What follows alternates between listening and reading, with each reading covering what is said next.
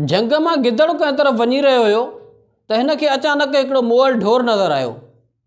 गिदड़ खे ॾाढी बुख लॻल हुई। गिदड़ सोचियो त अॼु वाह जो ढो लॻंदो। इहो सोचे जॾहिं गिदड़ शिकार जे तरफ़ वधणु लॻो, हिन खे अचानक ख़्यालु अची वियो त किथे इहो शिकार शींहं जो न हुजे। इहो सोचे ही वेही रहियो। कुझु टाइम खां पोइ हिन ॾिठो त शींहं अची रहियो आहे। हीउ उन वण जे ॿाहिरां निकिरी शींहं जे तरफ़ वियो, शींहं खे सलाम वरायईं ऐं शींहं खे चयईं त शींहं बादशाह, हीउ शिकार पियो हुयो, मूं सोचियो त शायदि तव्हांजो शिकार आहे, इन जे करे मां वेही रहियुसि ऐं उन ते पहिरो पे ॾिनमि।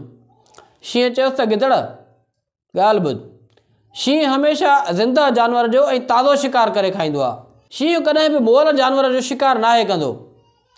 शींहं कॾहिं बि मुअल जानवर जो शिकार नाहे खाईंदो। इहो शिकार तुंहिंजे लाइ आहे, वञी अयाशी कर ऐं वञी इंजॉय कर। गिदड़ शिकार जे तरफ़ वधणु लॻो। जीअं ई कुझु शिकार जे वेझो वियो त हिन खे हिकिड़ो चीतो नज़र आयो जेको बि उन ई रस्ते सां अची रहियो हुयो। गिदड़ जॾहिं चीते खे ॾिठो त गिदड़ इहो सम्झो त जेकॾहिं चीते जी नज़र उन शिकार ते पई ऐं चीतो उन शिकार जे तरफ़ आयो ऐं चीते मूंखे ॾिठो त ज़ाहिर आहे मूंसां विढ़ी पवंदो ऐं जेकॾहिं चीते मूं ते हमिलो कयो त हू मूंखे चीरे फाड़े मारे विझंदो ऐं मूं में एतिरी ताक़त नाहे जो मां चीते सां वेड़ कयां। उन जे करे ही हिकु दफ़ो ॿीहर लिकी वेही रहियो। जीअं ई हिन चीते खे वेझो ॾिठो त चीते जी अचानक नज़र उन शिकार ते पइजी वई। चीतो जीअं शिकार जे तरफ़ वधणु लॻो त गिदड़ बि ॿाहिरि निकिरी आयो ऐं चीते खे चयईं त जेकॾहिं तव्हां नाराज़ न थियो त हिकिड़ी ॻाल्हि चवां। चीते चयसि त ॻाल्हि कर, छा मसइलो आहे? गिदड़ चीते खे चयो त असुलु ॻाल्हि इहा आहे त हीउ जेको शिकार पियो आहे साम्हूं, उहो आहे शींहं जो। मूंखे शींहं विहारे वियो आहे त तूं शिकार ते पहिरो ॾे।